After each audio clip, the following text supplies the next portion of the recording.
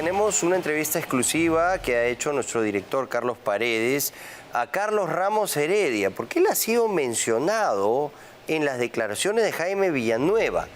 Y ahí se habla de todo lo que se urdió para sacarlo del cargo en el momento que encumbran a Pablo Sánchez. Y esto nos remonta a una sucesión de hechos que debe preocuparnos, porque igual sucedió con Gonzalo Chávarri, igualito con Patricia Benavides. Desde el 2014 hasta el 2024, en lugar de tener 3 fiscales de la Nación, hemos tenido 9 variaciones en ese puesto. Y 3 veces ha estado Pablo Sánchez al mando del Ministerio Público, ¿no? La más reciente, bueno, estuvo por 5 días antes de que entre Juan Carlos Villena. Pero la cosa siempre pasa por ahí y ya, según lo que nos va a contar en esta entrevista Carlos Ramos Heredia, está ya definido quién es quien manda en el Ministerio Público hace muchos años. Doctor Carlos Ramos Heredia, muchas gracias por esta entrevista con Contracorriente. Usted es uno de los 3 fiscales defenestrados en los últimos 10 años. ¿Qué cree que está pasando en el Ministerio Público? Bueno, es evidente que hay una crisis y es producto de algunas pugnas que se han presentado en los últimos años. Lo que pasa es que el Ministerio Público es una institución muy importante en lo que es la democracia del país. Es muy importante porque tiene, entre muchas funciones, la persecución del delito. También la defensa de los derechos humanos. Pero ¿qué sucede cuando hay una elección para elegir al máximo representante? Evidentemente, va a haber uno que gana y otro que pierde. Que la persona que no ganó va a tratar de ponerte zancadillas utilizando los métodos más vedados. La ciudadanía se pregunta, ¿qué hacemos con el Ministerio Público que parece putrefacto? Que el mismo ministerio, en base a su autonomía, haga una reorganización. Porque el Ministerio Público es una institución tutelar que fue creada en tiempos difíciles para poder defender a todos los civiles. Luego del gobierno militar crearon un Ministerio Público independiente y autónomo. Era el garante de la institucionalidad democrática en un país. Cuando una autoridad de control calla en 7 idiomas, es malo, ¿no? Ahí tiene que intervenir la autoridad competente entre ellos y solucionar el problema en casa. ¿Usted no cree que Fernández Gerí no está haciendo su trabajo? No creo que no, de repente tiene demasiado, pero debería él pronunciarse de alguna manera, o sea, para algo es la Autoridad Nacional de Control. Vayamos a su caso. A usted se le acusó básicamente de 2 cosas. De tener una relación comprometida con Álvarez, el gobernador de Ancash, y también de tener relaciones con Orellana, incluso que su hijo trabajaba en el estudio de Orellana y a través de él usted recibía una suerte de soborno asolapado. ¿Qué puede decir de su caso hoy, el 2024? Bueno, que las versiones y el ataque contra mí para no llegar a ser fiscal de la Nación se producen meses antes de mi elección, que fue el 9 de abril del año 2014. En el mes de marzo, ante el Congreso, solicitan presentan un proyecto para que la elección del fiscal de la Nación sea por antigüedad. O sea, no era una elección, sino era que se elija ya una persona. Y esa persona elegida era Pablo Sánchez, porque él era el más antiguo como fiscal supremo. Pero en la fiscalía el más antiguo era yo. Ya estando en el cargo de fiscal de la Nación, los seguidores de Toledo también me comenzaron a dar una serie de imputaciones totalmente falsas. Hay un fiscal de Ancash que dice que usted prácticamente se inmiscuyó en su trabajo para evitar que él, como fiscal provincial en Ancash, investigue a la mafia de Álvarez y su banda. Se refiere a José Luis Checa Matos seguramente. Sí. Bueno, justamente ayer, revisando los documentos, he visto una gran cantidad de dictámenes hechos por él que absolvían de toda culpa a César Álvarez. Y los tengo, se los voy a remitir si usted desea. Él, como fiscal provincial, tiene casos sobre cohecho, negociaciones incompatibles y otros en que ha archivado a Álvarez. Entonces, si él ha archivado a Álvarez, ¿cómo yo puedo estar favoreciéndole a Álvarez. Es absolutamente contradictorio. ¿Usted cuando fue fiscal supremo jefe de control recibió en su despacho a Álvarez? Yo recibo a todas las personas que van. Álvarez fue Orellana también una vez al despacho. No los recibo en la calle, ni en restaurantes, ni en lugares así oscuros y vedados. Los recibí en mi despacho. ¿Se registraron esas visitas? Así es, fue a presentar una queja porque sus denuncias se demoraban. Esa fue la denuncia que hizo Álvarez. Y Orellana también. Querían que sus procesos sean rápidos. ¿Su hijo trabajó o no trabajó en el estudio Orellana? Mire, el tema de mi hijo, si quiere puntualizar ese hecho que pasó hace más de 10 años, queda de lado frente a la intervención que yo hago. Si yo tuviera a alguien ahí que estuviera merodeando o haciendo algo, yo no hubiera intervenido como lo hice, ¿no? Yo intervine precisamente con Marita Barreto y se intervino y después se trajo de Cali a esa persona, Orellana, detenido. Esa es la tarea, es lo principal. ¿Y no cree que hubo algún conflicto de interés siendo su hijo un abogado del estudio Orellana? ¿Usted no habla con él, no le dijo, oye? Yo no le estoy aceptando que sea del estudio Orellana. Fíjese, mire, cómo es la casualidad, ¿no? A la doctora la suspenden y meten a su hijo que lo están atendiendo en una clínica. En esa época metían a todo el mundo. ¿Pero sabía que habían contratado periodistas para investigarlo a usted? Mire, le cuento. Cuando ven que yo voy a ser el futuro fiscal de la nación, comienzan a hacer una serie de estrategias para que no lo sea. No obstante eso, saqué 4 votos y el doctor Pablo Sánchez sacó 1. Constitucionalmente fui elegido correctamente, pero con las acciones que se hacían, la situación era que me seguía empoderando y también el Ministerio Público. Y eso era peligroso para aquellos que querían tomar el poder. ¿Qué era? Querían tomar el asiento del fiscal de la nación. ¿Para qué querían tomar el poder? Y contratan empresas periodísticas que si tuviera las pruebas se las doy y pagan cantidades para que me investiguen y busquen y crean, y al no encontrar nada crean los caramelos, crean los chocolates, crean los sándwiches y después comienzan a crear historias. Una de esas historias sí está vinculada a la doctora Marita y es la siguiente. El ministro del Interior, Guadalupe, hacen un parte policial en la cual a mí me comprendían como integrante del grupo Orellana. Y ese parte policial se lo mandan a la doctora Marita. La doctora Marita no lo investiga, pero lo eleva a un fiscal superior.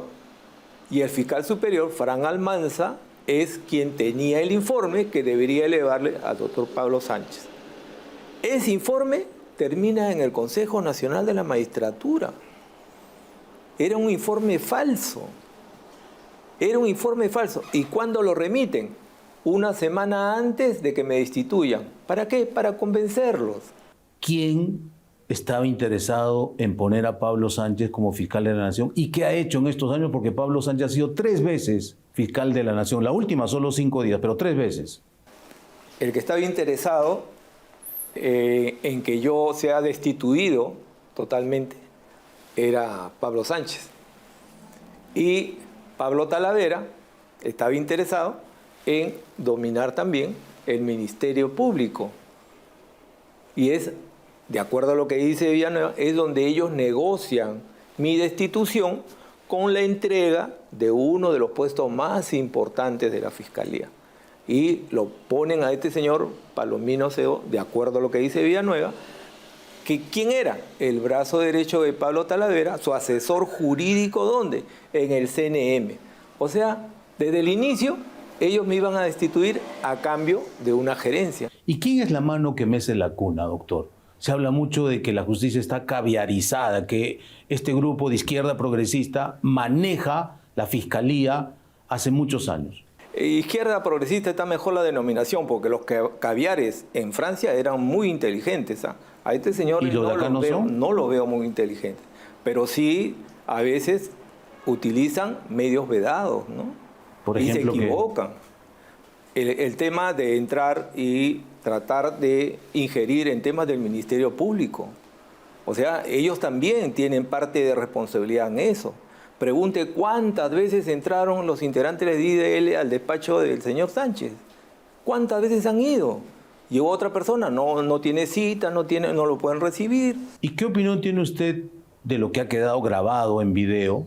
El doctor Sánchez, como fiscal de la Nación, llama a un fiscal adjunto que está haciendo una diligencia en IDL Reporteros para pedir audios que ellos habían publicado y le ordena suspender la diligencia. Pareciera que está pagando un favor, pues. El fiscal está cumpliendo una diligencia estrictamente formal. ¿Qué es su nombre? ¿Con él? Gracias.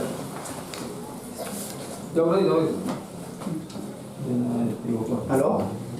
Él paga un favor porque justamente a él lo eligen, lo vuelven a reelegir y no sé cuánto porque tiene un sólido respaldo en determinadas fuentes, ¿no? Ese es Pero el tema. eso es, doctor, una violación flagrante de la ley orgánica del Ministerio Público, ¿no? Por supuesto. Nadie puede interferir de esa manera, ¿no? De esa manera no se puede hacer. ¿Y por qué cree que Pablo Sánchez quería tomar control del Ministerio Público? ¿Era él o había gente detrás de él que estaba interesada en que él asuma la Fiscalía de la Nación? Mire, y yo lo que le he dicho hasta ahora son cosas objetivas. Hay documentos del fraude procesal. Yo le digo, cuando sacan a un fiscal de la Nación, cambian la historia del país. Cuando yo estaba a cargo, estábamos investigando a 19 gobernadores regionales, entre ellos a Vizcarra. Y yo no entiendo cómo desde hace 10 años no tiene ni una sanción que haya afectado sus derechos fundamentales de él.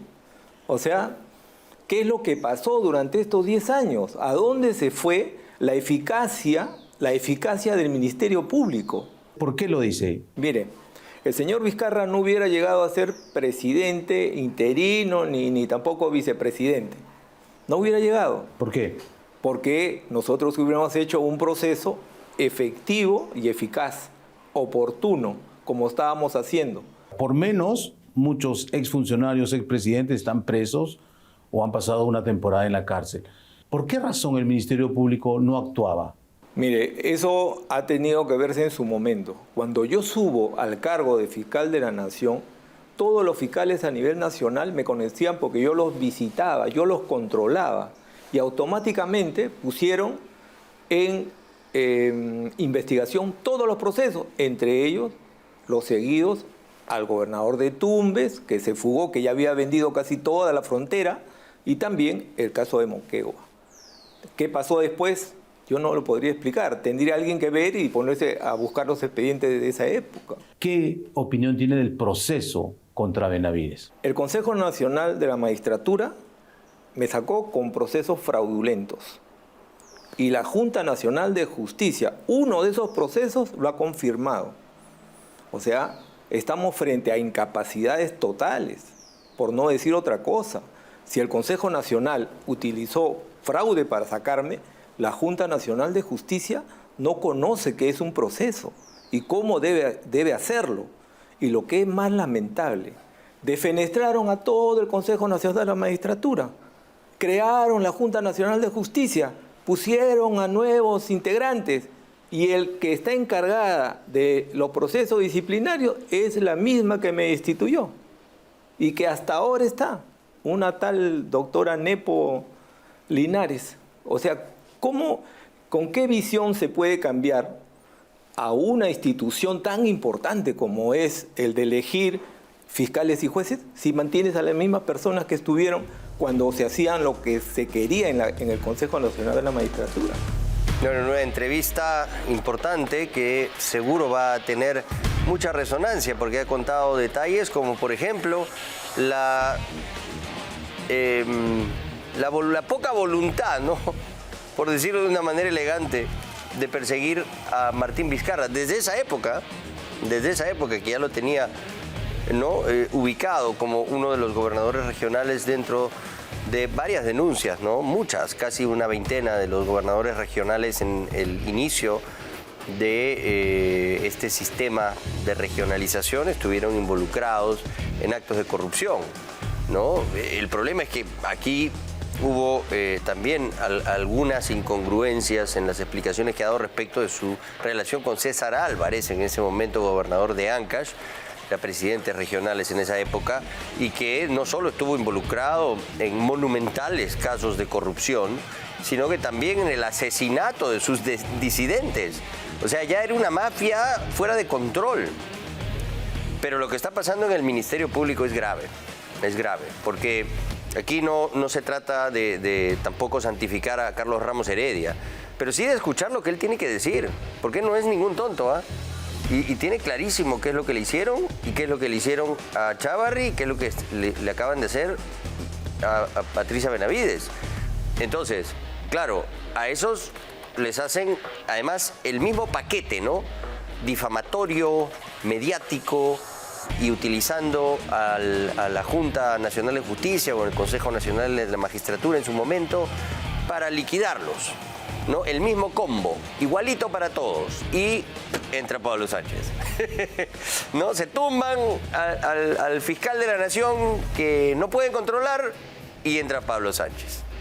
Interino, lo que fuera, hacen sus acomodos y ponen al que mejor les conviene. Y todo, por supuesto, motivado desde la sombra por el gran Gustavo Gorriti. No lo decimos nosotros, está en las investigaciones que se hacen en torno al caso Jaime Villanueva, que van muy lento, por cierto, ¿no? Alcides Chinchay, el fiscal supremo que investiga esta causa, que incluye a los dos fiscales caviares, ¿no? Rafael Vela Barba y José Domingo Pérez. Va muy lento, ¿no? Iban a meter presión, iban a exigir que Villanueva hable sobre estos casos, que extienda su versión, y de repente se arrepintieron, dieron un pasito para atrás, dijeron no, lo vamos a postergar, y salió justo lo de Alan García, ¿no? Y ya, bueno, en fin, todo el humo que suelen emitir desde el caso Lava Jato. Y claro, para Gorriti, a un costadito nomás. Él y sus fiscales están blindados, a prueba de fuego. ¿Hasta cuándo? Bueno, eso ya depende de nosotros.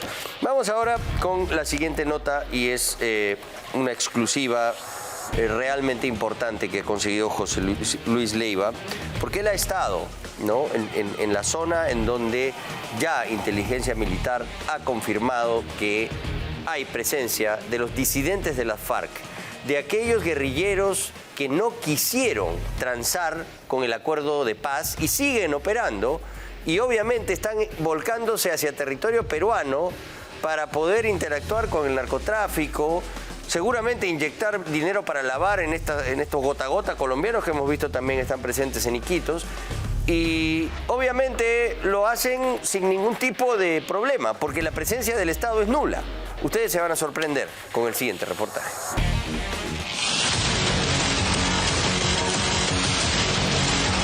Terrorismo e infiltraciones en nuestra frontera amazónica. Todo es arreglo. Claro. Así se trabaja.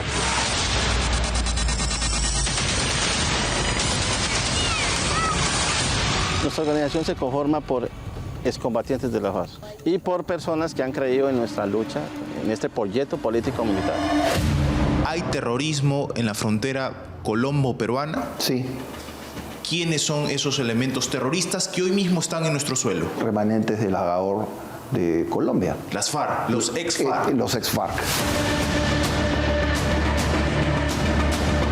Contracorriente ha obtenido un documento clasificado que retrata el avance de los terroristas disidentes de las Fuerzas Armadas Revolucionarias de Colombia, los ex-FARC, en el Putumayo, la provincia loretana que limita con Colombia.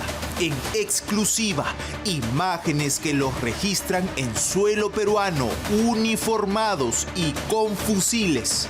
Fotografías de estos narcoterroristas merodeando en las comunidades originarias, el retrato de sus matanzas.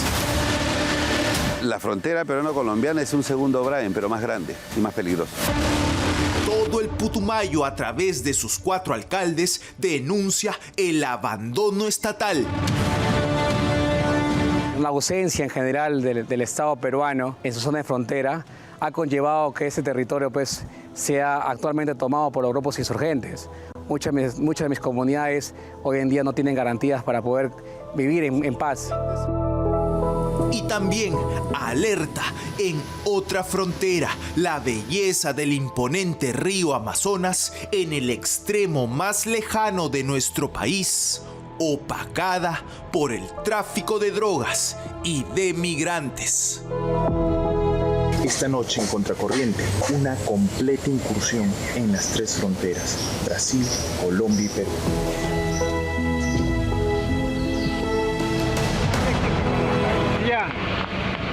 Cubanos, se van 10, 20. Acá en esta de acá. En las lanchas. Que todo es arreglo. Claro. Así se trabaja.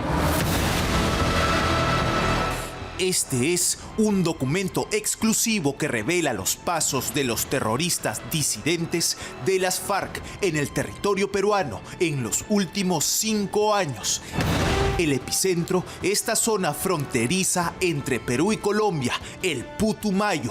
Según la información de inteligencia, los que ya ganan terreno en nuestra selva son los comandos de la frontera Segunda Marquetalia.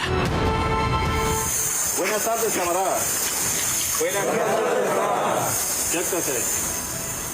Reciban un respetuoso saludo de la Dirección General de nuestra organización, Comandos de Frontera, Ejército Bolivariano.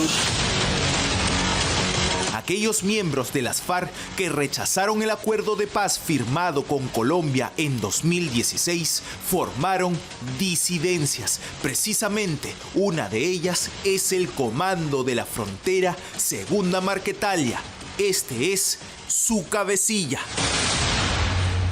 Mi nombre es Giovanni Andrés Rojas, alias Araña, y hago parte de la Dirección General de Comandos de Frontera. Somos una sola organización, Segunda Marquetalia y Comandos de Frontera. Nuestra organización se conforma por excombatientes de la FARC y por personas que han creído en nuestra lucha, en este proyecto político-militar. Esas personas son capaces de cualquier cosa, esas personas son capaces de matar, esas personas no tienen ningún escrúpulo, tenemos que entender esto. En este organigrama, elaborado por las Fuerzas Armadas de nuestro país, Araña aparece a la cabeza de esta organización ya instalada en nuestro territorio, tal como lo muestran estas fotografías tomadas en uno de los distritos del Putumayo. Marzo 2021, campamento escuela de la organización terrorista Segunda Marquetalia, distrito Manuel Clavero, Perú.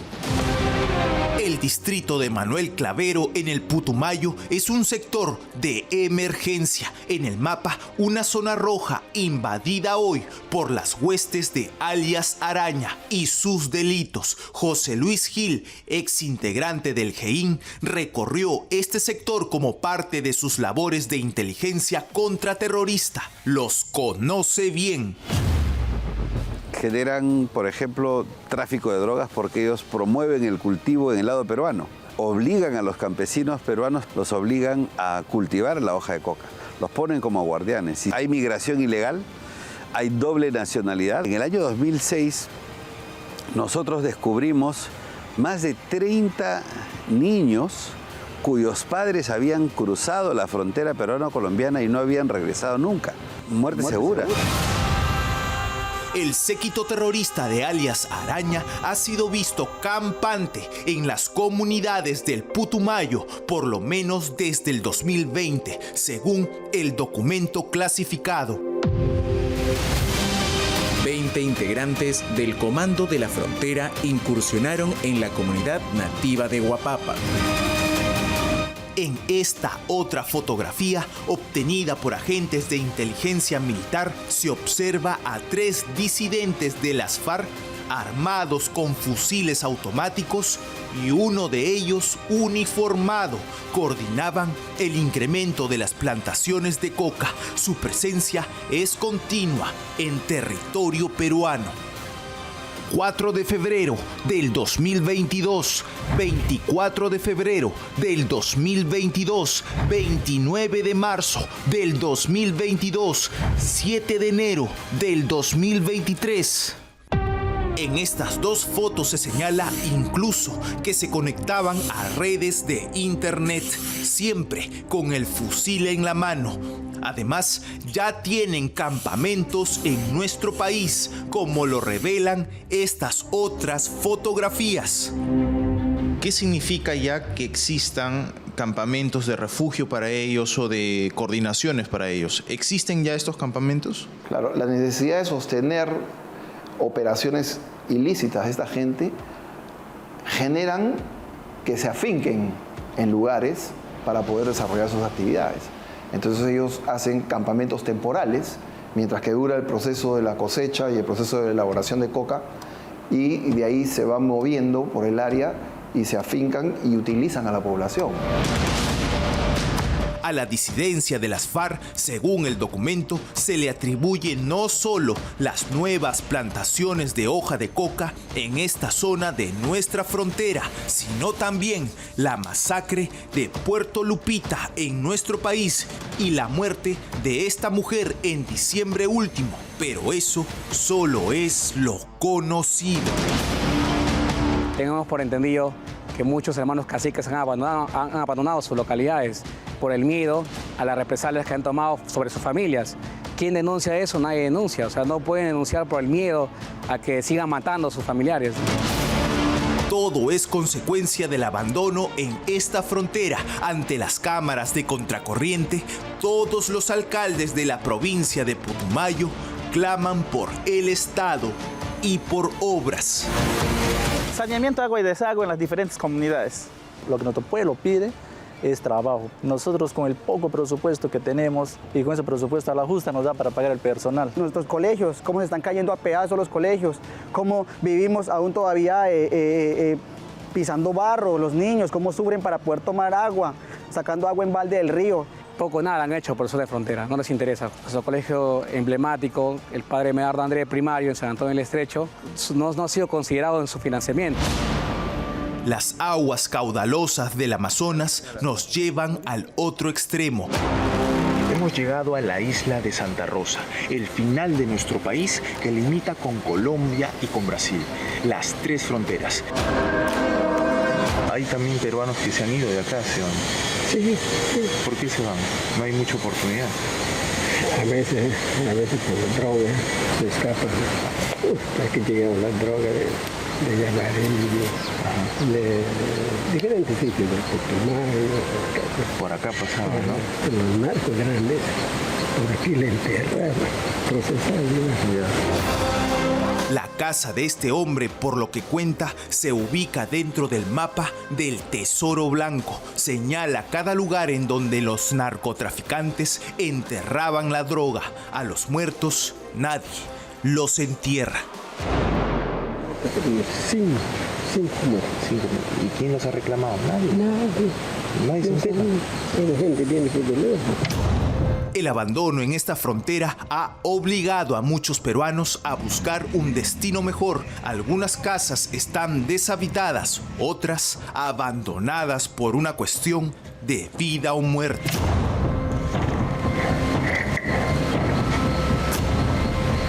Esta es una vivienda que, según nos han narrado, ha pertenecido a un brasilero que se había instalado aquí en Santa Rosa, Perú, para hacer pases de droga. La han abandonado, pues nos han informado que ha tenido que huir por estas pugnas entre otros narcotraficantes. Y ha dejado ya pues lo que fue alguna vez su búnker.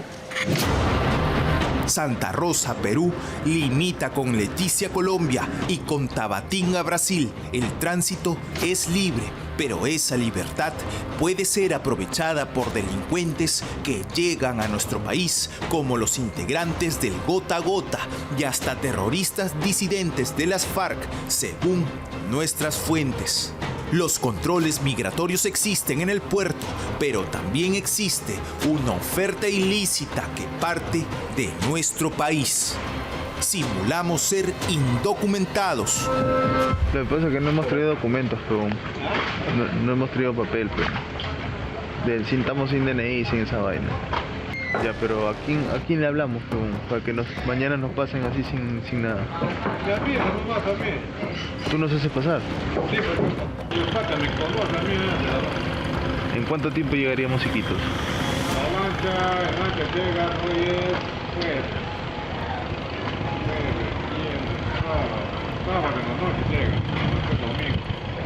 Y vos vamos a conversar. A ver, vamos, pe. Vamos a conversar. Este hombre nos desplazó por el Amazonas. No teníamos rumbo conocido. La tensión crecía entre las tres fronteras. Sepárame, pe.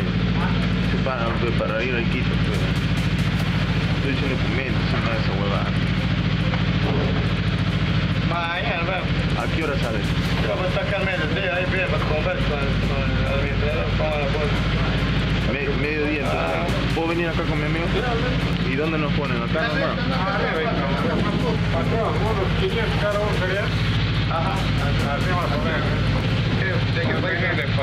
Sí, hemos venido de paseo, pero puta, la firme que tenemos un problema ahí. Tienes que arreglar el bien, ¿no? ¿Qué debo tener? Tu fijación de ella, pues ya. ¿Qué dice para que negocie con el dinero y los dos? Si no jodan nada, es normal, ellos destapan los precios. Negociar con la Dirandro. 1.000 soles por salir indocumentado desde este extremo de nuestro país. Una puerta que permitiría el ingreso de delincuentes por esta frontera. El propio transportador lo confirma a nuestra salida. Un poquito de negocio. La persona que cae, a veces por falta de dinero, vaina. No, yo ya mandé que se van hasta haitianos, cubanos, se van 10, 20. Acá en esta de acá. En la lancha. Pero todo es arreglo. Claro. Así se trabaja, todo es arreglo. Ya, pues, papi, vamos de retorno, pues. ¿Qué retrata esto que nosotros hemos grabado allí en la triple frontera Perú-Colombia-Brasil? Retrata y refleja la completa informalidad. Por esa irresponsabilidad pueden ingresar por esos agujeros gentes que pueden luego ser absolutamente riesgosas y peligrosas para el país. Frontera olvidada, población lamentablemente atrasada. El camino de tablas en medio de esta frondosa selva lleva también al gran ausente en esta historia, la educación. ¿Tus hijos? El mayor vive ahí al frente. Hay muchas personas que se van de aquí para buscar estudios, otras mejores oportunidades allá en la frontera, ¿no? Sí. Leticia, Tabatín. Sí, ahí estudian muchos de aquí. ¿Usted estudió acá también, señora? No, yo no estudié aquí. Yo estudié en Pebas. Pebas. ¿Es otra comunidad? Sí, es un distrito, es estado. Yo me quedé en tercer año ahí. ¿Y de ahí ya vino para acá? Venimos por acá, ya con mi mamá, mi papá. Dos fronteras, dos grandes puertas para la delincuencia y hasta para el terrorismo. Todo en la misma región. Fuentes de la DIRCOTE han señalado que tienen identificados a más elementos disidentes de las FARC en territorio peruano. Pronto habrían resultados.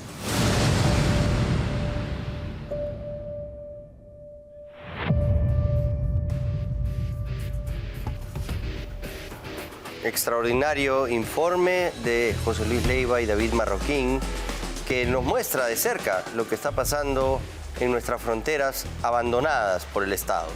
Y estos son problemas que luego, después, nos cuestan caro, porque vienen de la mano con inyección de dinero del narcotráfico, incentivo a cultivo de hoja de coca, ideologías peligrosas que luego contaminan regiones enteras.